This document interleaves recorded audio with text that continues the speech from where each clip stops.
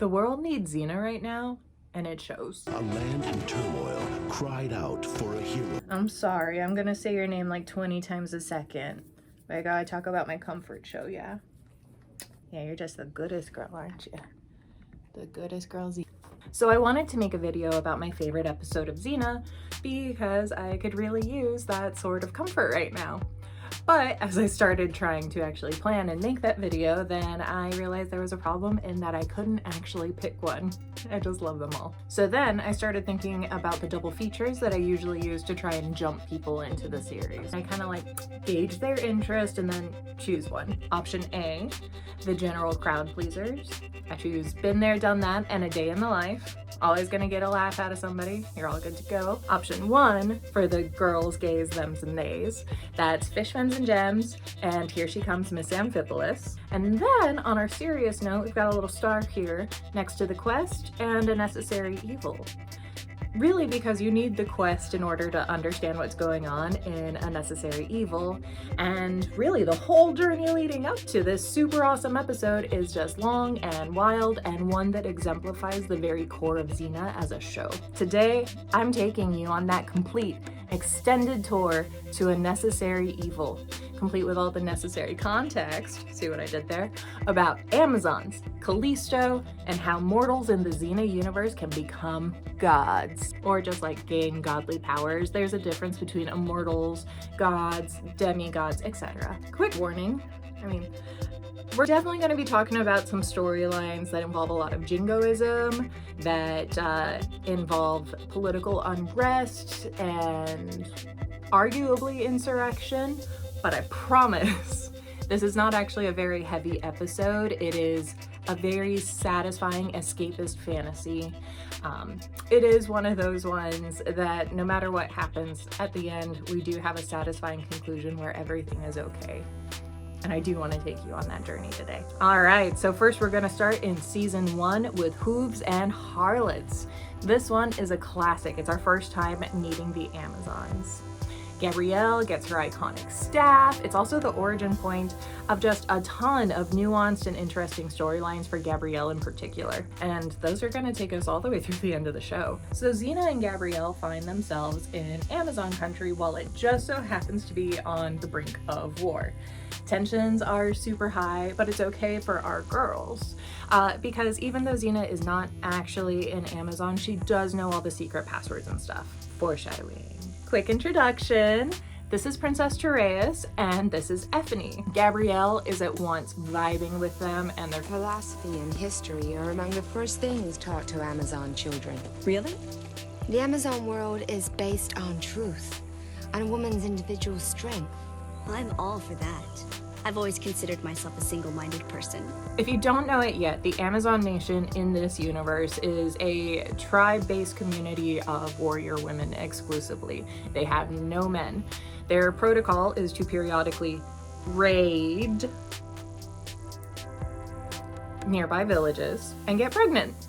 Then, after birth, they drop off any of those assigned male at birth on the banks of this town and leave them to be raised by those folks while they raise the assigned females in the ways of the Amazons. This episode is definitely the start of a big push in the combined Hercules and Xena universe to kind of balance out some of the more problematic elements of the Amazons.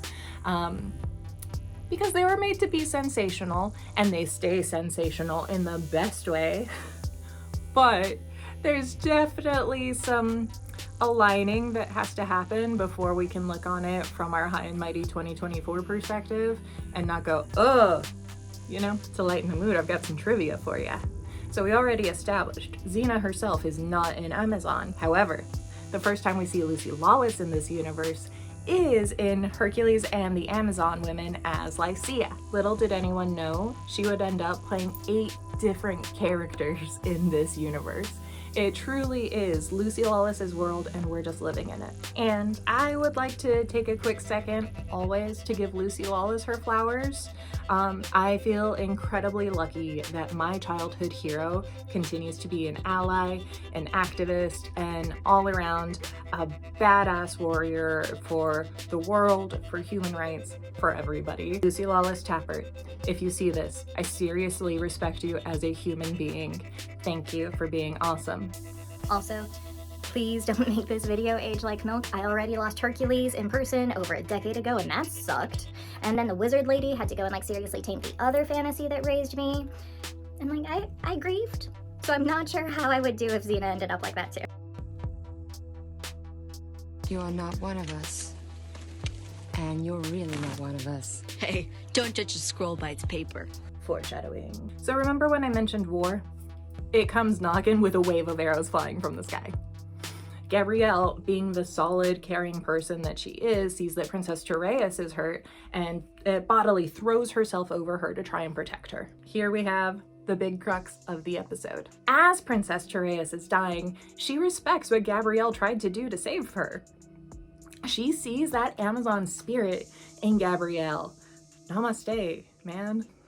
With witnesses, so this is all above board. Tereus gives Gabrielle her rite of caste. Simplified with her dying breath, the princess gives Gabrielle her place in the royal line. Season 1, Cinnamon Roll Gabrielle is now officially an Amazon princess. From this point on, the rest of the episode follows Xena and Gabrielle, proving that Gabrielle deserves her place in the tribe and also stopping an all-out war with the centaurs. By the end, and with the blessing of the current queen, Gabrielle packs it up and hits the road with Xena. She's got a lot of learning to do, and she's also got a new friend in Ethany who is going to hold her place in line for her while Gabrielle gets to learn and grow. You know, I just thought of something. You're a warrior princess, and I'm an Amazon princess. That is gonna make such a great story. Gabrielle, you precious creature, I love you. Callisto. If I planned my time better, I really could have just made a video about the episodes Callisto and Callisto Returns. But that's not me. So here we are. Callisto is my favorite villain, nemesis, foil of all time.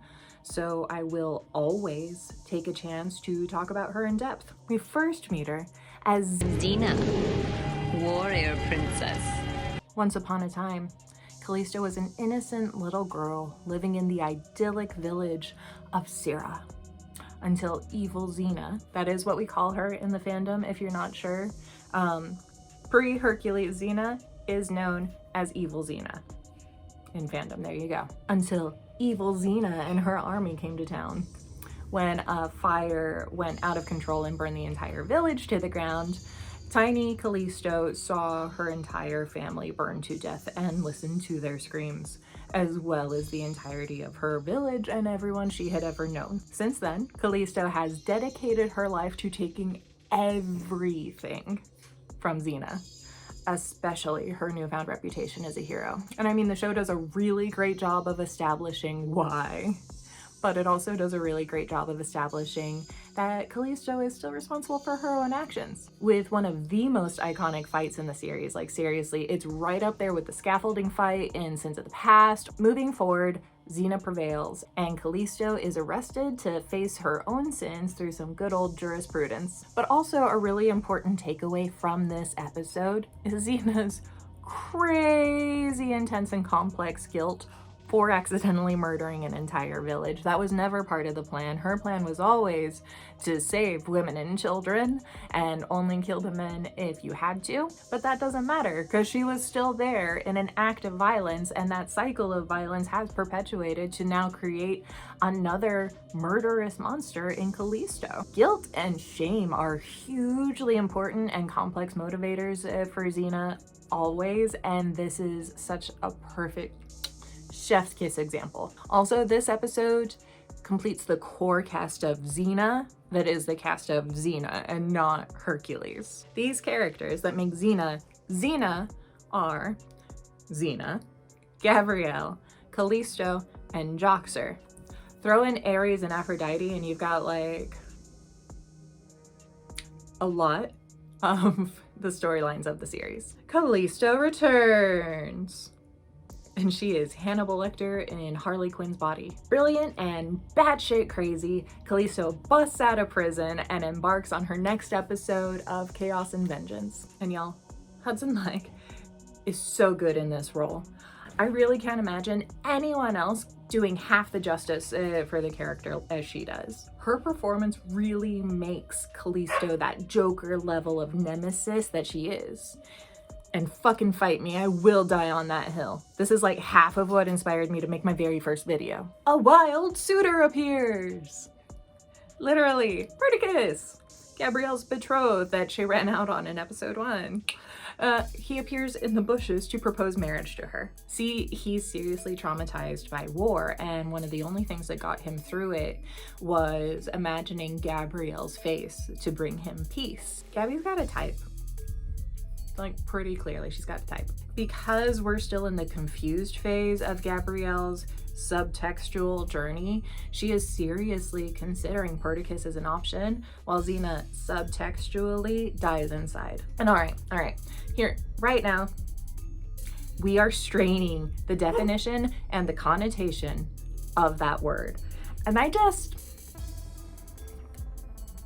look, someday I will sit down and I will do an overly in-depth and personal analysis of Xena's queerness, where it sat in time, how it impacted pop culture, and especially how it impacted me. And we'll talk about the definition of subtext.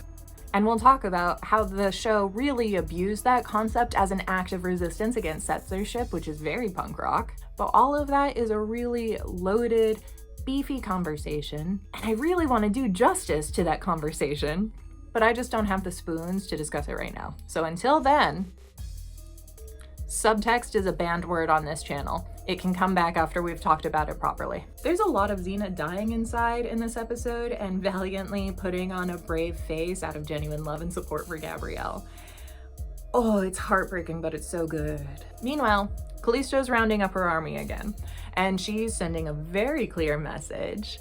This bitch is going on a murder spree, and every drop of blood she spills is on Xena. Gabrielle's a little distracted in all of this. She's saying she wants to say no to Perdiccas, but the way that she's gushing, it sure seems like maybe she wants to say yes. Gabrielle is so close, and yet so far. Xena steps up like the truly supportive partner in life that she is. Look, Gabrielle, if it's me you're worried about, let me set your mind at rest. Seeing you happy will make me happy. Oh, my heart. Man, I forgot how much important like Xena and Gabrielle relationship stuff happens in this particular episode. The power of a good nemesis, guys. You can frame some pretty intense emotional stuff and keep those stakes really high. We'll revisit this when we get to the bittersweet. Then in a battle, we get some near-death experiences with Callisto, and that's enough to push Gabrielle into the predictable vanilla village arms of Perdiccas. Surprise! Xena's already being tortured, and none of the characters have even been stabbed yet. Foreshadowing. These two have the most friend zone energy wedding kiss I have ever seen. It's even better because Xena's "see you later, gal pal" kiss is infinitely more passionate. Oh, poor naive Gabrielle. So Gabrielle is off to go take care of that pesky heteronormative virginity that the show accidentally wrote themselves into a corner. I've never been with a man before. Have you? Well, I was a soldier, and I don't need to hear anymore. hey, I never said that I was good at it. That was edited to suit my agenda. I should really stop being so mean to Perdiccas. Like, if anything, he means a lot to Gabrielle. He's an attachment to her previous life and a symbol of innocence and peace, and everything that she kind of had like low-key planned for herself and that her family had planned for her before Xena showed up and gave her this shot at a new life. I should be much nicer to Perdiccas. So Xena's on the hump for Callisto. Fuck, I'm like half of the way through this episode and I'm realizing that it is also a contender for a personal favorite episode, and we've still got 2.5 full episodes before we even get to the topic of today's video, unnecessary evil. I really love this show. Oh no, don't kill Perdiccas, Callisto. I'm sorry, that's mean. We never see him be anything but a good guy. Rest in peace, Perdiccas. Your immediate death serves important narrative purpose. See, because Gabrielle is an extension of Xena, obviously. So Callisto is going to torture her in front of Xena as a type of Xena torture foreplay. But this also serves to push Gabrielle over an edge of the character that she's been teetering on for a really long time. She is an innocent cinnamon roll no more. The tables have turned in a few different ways. It's Xena's turn to go for a ride in the Hannibal chair. Utility chakram to the rescue! And we have another seminal action scene. Any Xena montage worth its salt has included this chariot scene. I assure you, it is good. It's tense and emotional, and in its wreckage and quicksand, lines are drawn, man. Xena sits by, debating saving Callisto, before she decides to wait and watch while Callisto dies pleading in a quicksand pit. Here is where I admit that the Joker reference does break down a little bit. Xena is as much Wonder Woman as she is Batman, and she's willing to snap necks for the greater good. But Callisto still has way more Joker energy than she has Max Lord energy, and letting Callisto die is absolutely a net positive on the world. Sorry, not sorry, even if Xena feels really shitty about it. Surprise! Hercules is Callisto's torture target for a little while. Following Callisto's death, her ass is in Hades, which is the equivalent of hell in this universe if you didn't know. And fully insane, she is being tormented by the ghosts of her past. Then we get Hera, whose sole mission in this universe is to fuck over Hercules. She gives Callisto a call. Who are you? A fan? Chaos Game recognizes Chaos Game, what can I say? So, in exchange for killing Hercules, Callisto gets one more day of life and a shot at this item called the Golden Apple. If a mortal eats it, it can give them immortality. So Callisto crashes Hercules' birthday party with some scarecrow fear toxin. And long story short, she gets that apple of immortality in her tummy. Too bad Hercules collapses a cave on her freshly immortal self, but at least she gets a cool ass scar from it. The quest. Something to catch you up on at this point in the timeline. Xena is dead. Don't worry, she does this from time to time. Gabrielle doesn't know that yet though, so she is struggling and it is rough. Although, Xena's casket is hardcore. I love it. Gabrielle sent some coin on that thing. Like when I was a kid, I used to daydream that my vampire coffin would be this coffin of Xena's, because that was the normal sort of fantasy I had. Gabrielle is trying really hard to respect Xena's wishes and take her back home to Amphipolis where she can be buried next to her brother. But god damn it, every asshole and their uncle out here in Greece is trying to lay their hands and eyes on some warrior princess corpse. Luckily, the Amazons are also still out in the world and they want to respect Xena with an Amazon funeral and welcome Gabrielle home. Especially that Gabrielle part, cause oops, Gabrielle has wandered into a succession crisis. And she had a pretty big hand in causing it too. But I mean, we all understand the whole point was that she was supposed to go out there and live and grow, and she's definitely had some experiences, so we have sympathy for Gabrielle. What's been going on in the Amazon nation? While Gabrielle's been gone, Queen Meliora has died. Ethne has continued to hold Gabrielle's place in line, but new character Velasca has actually been the one filling in as queen until Gabrielle came back, and they can all presumably Princess Diaries train this girl into becoming a queen. Side note, Ethne is a really good friend to Gabrielle. Look, I know we just dumped a bunch of high stakes turmoil on you, Gabrielle, and that sucks because you're mourning the love of your life. Forget about our shit for a while. Just come stay with me and let me support you in your time of need and talk politics later. Good job, Ethne. Sincerely. Not everyone in the tribe is Gabrielle's biggest fan right now. Stop and think for a second about a society that just violently lost their queen, and the next in line is out traveling with that chick who comes through town sometimes. They're not all down with letting her just vibe for a bit and get on with this part later. Like Velasca. A born and raised local Amazon who stepped up in a time of crisis and holds hard Amazon's first principles. Hi, Gabrielle. I respect you. You can still keep your cute little honorary princess title, but give me your right of cast so I can actually stay here and lead the people that I live with. Also, we'll give your girlfriend the highest level of funeral we offer. But I left out a tiny little detail about how Queen Meliora died. She died in the duel to the death that Velasca challenged her to. And there was definitely debate as to whether or not that was a fair fight.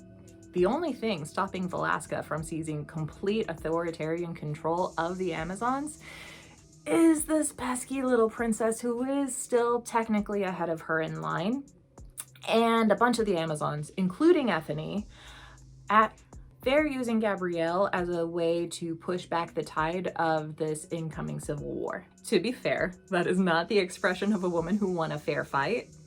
That is the expression of a woman who got away with it because she won. Now that Gabrielle is back, dazed, confused, and grieving, mind you, she sees the importance of what is happening, and she decides that she's going to step up now. The lives of these Amazons are more important than getting Xena's corpse next to her brother's. Xena will have an Amazon funeral fire, and Gabrielle will take her ashes home after all of this political unrest has been resolved. The Amazons are already a military society.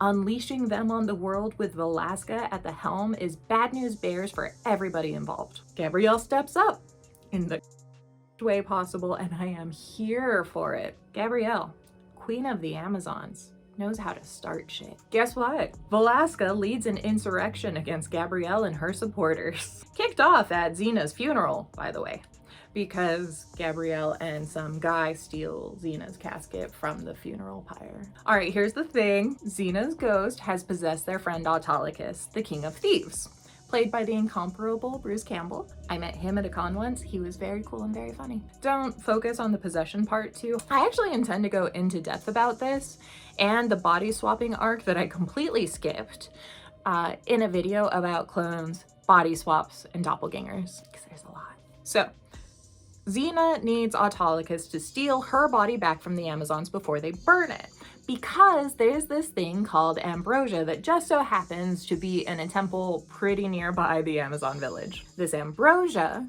can bring the dead back to life, or if you're already alive, it can turn an existing mortal into a god.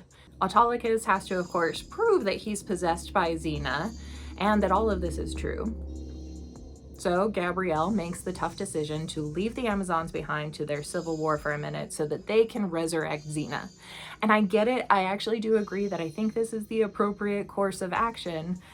It's a tough decision, right? But I can understand why all of this will be way easier with Xena on hand. But also the ambrosia is in play, so the stakes are suddenly raised like pretty damn high. Potential godhood does that to people. I didn't realize that this video was a drive-by greatest hits of Xena's best action set pieces, but here we are. Guess how they have to get the ambrosia once they get to the temple? It's pretty good. It's a race against Velasca to scale and traverse a bunch of ancient vines and stab a special knife into the wall over a pit of spikes and fire. Told you it was good. But here's the catch. Because it would be way too easy for Xena to just possess Gabrielle and boom, this whole thing is handled. Like, Xena does this sort of stuff on her rest day. Except, Xena's been dead for a minute now and her spirit is starting to get weaker. She's running out of time to respond and power to possess people. And then it happens. The worst. Everything seems just lost when Velasca catches the ambrosia. She's gonna become a god, Xena's gonna stay dead, the world is fucked. Except this freaky, delicious jello flower is slippery as shit. And blessedly, Velasca drops it onto Gabrielle's face before it lands in the fire. And then holy shit, Velasca accidentally cuts her own vine in a rage and falls into a pit with a very final sounding wet thud. And it's kind of a boo though, because like, Velasca's gone, but what about Xena? We lost our chance at resurrecting Xena when we lost the ambrosia. Not all of it. Boob jello and dirty fingers in your cold dead mouth. And yes, it works! Xena's alive, Velasca's dead, and everyone can commit to resolving this Amazonian succession issue. Gabrielle still has some growing to do. So when she's here, she's queen, and when she's not, Ethany runs the place. Promise me that you'll never die on me again. Oh, I promise. Lying cat says you're lying. Dun, dun, dun. We made it. We're here. It's time. We're here. The episode of the hour, and I am so excited. Like, going back through all of these other episodes has me like genuinely hyped for this one. And there is a reason that I love this episode so much. It's one of my comfort episodes. It is peak Xena. We've got our golden triangle all teamed up together. We've got Amazon Queen Gabrielle. We've got 40 Chess Xena. We've got gods being dickish chaos. We've got Amazons, a great villain. And at the end of this episode, all of the crazy twists and turns and bullshit that got us up to here are all wrapped up. And the world is a better place for Xena and Gabrielle's involvement. See what I mean? It's a comfort episode. So we open on what continues to be the resetting of the status quo from the quest. Gabrielle, as queen, is back in her normal clothes, getting ready to hit the road again. But this time there's a whole official ceremony as she gives Effany the power to act in her stead. There will be no succession crisis next time. What's this? Velasca, completely broken and near death, has walked her ass all the way back to the tribe in possession of a giant glob of ambrosia just so that she could become a god publicly. The craziness of these Amazons, I love it so much. Like, look at this. She could have just eaten the ambrosia, shown back up, and announced herself as a god by exploding everyone. And I mean, she still does. But it could have been a much less perilous walk back from the temple for her, is what I'm saying. Velasca only has eyes for Gabrielle. So Xena holds Velasca back so that Gabrielle can get away while Velasca blows up the whole village in a rage. Thankfully, as a baby god, Velasca does not have a fully operational power battery yet, so she has to take breaks from her destruction. In one of these breaks, the Amazons retreat to regroup. You can't hide from me, Gabrielle! You can't hide from a god! Gabrielle, down! The stakes, they are sky high. I think I'm high on our list of things to do. I love this show so much. Because after all, as badass as Xena and the Amazons are, they are not gods. They need an immortal to fight an immortal. And luckily, Hercules put one away for safekeeping. Gabrielle is not stoked about this. Remember, Callisto killed her husband. And we're going to respect that she's deeply traumatized by the murder of someone close to her. And no matter how I may feel about the nature of Gabrielle and Perdiccas's relationship, it was certainly a moment that hurt Gabrielle a lot. So anyways, the Amazons pretend like they're gonna sacrifice Effany to Velasca as a plot to buy Xena and Gabrielle some time. It is a trap, of course. But here's the thing that kind of gets me. A pit full of spikes did not take care of Velasca when she was mortal. You think the addition of some bows and arrows into the mix is gonna take her out as a god? So anyways, it doesn't work. Xena bribes Callisto into helping them with the promise of this ambrosia, or at least a shot at it. Callisto's real big on taking shots at things. How have you been? Any new husband since the last one I killed? Oh yeah, I'm fine. Oh, me too, thanks for asking. I love this show! Also, part of the deal is that Xena has to publicly take accountability for her crimes against Sierra. She does, like a champ. Some call me the Warrior Princess. Some call me murderer. She tells this crowd of people in their own village very similar to it exactly what she did, and she waits for them to stone her. But we appreciate accountability and growth in this tribe, so they let her continue on with her journey to redeem herself. Xena's true and honest contrition and regret and shame for what she has done does nothing to quell the rage inside of Callisto. And that's honestly an important turning point in Callisto's story. She's learning that getting what she wants, what she's dedicated her entire life to, is not going to solve any of the pain that this trauma brought her and that lives inside of her. Now, especially with her own sins, that pain is never going to stop. Back at the Temple of Artemis, Velasca names herself the god of chaos and destroys Artemis's temple. She's got a lot of rage herself about what has happened to her people over time. She and Callisto have a lot of matching anger issues. Love, hate, and obsession are very strong and disturbingly similar emotions sometimes. So they set up another trap for Velasca. It's now or never. Just might be both for you. Curse your sudden but inevitable betrayal. But Xena also kind of already like knew this would happen. So she hops up and makes it look like Callisto is still on their side. And Velasca, she's already been tricked by a sudden ally. She does not believe Callisto's screaming. This, plus Velasca trying to kill Xena, who obviously belongs to Callisto, duh, puts Velasca on Callisto's shit list. The fight is on, and together they trap Velasca under some rocks. Not nearly enough to like hold her forever, but just enough to buy them some time while they figure out part 2 of this plan. Gabrielle, being the amazing person that she is, legitimately tries to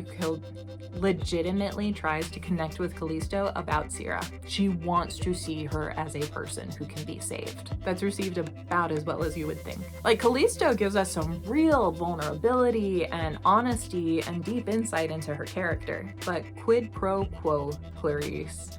She demands some honest vulnerability from Gabrielle back in just about the cruelest way she can. When I sliced open your husband, how long did it take him to die? So we have our final setup against Velasca.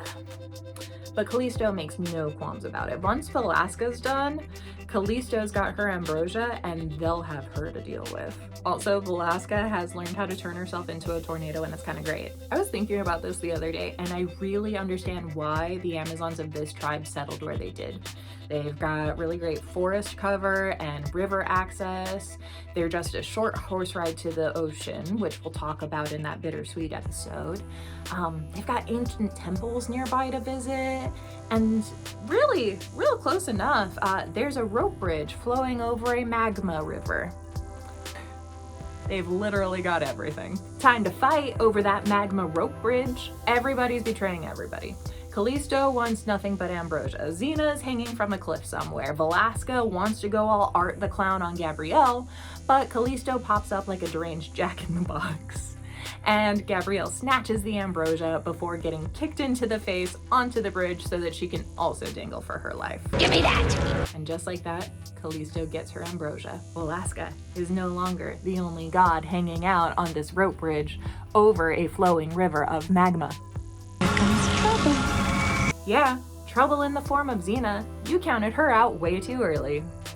The plan was still on, and that rope gets caught. Then, with a little bit of bungee jumping, Xena saves Gabrielle.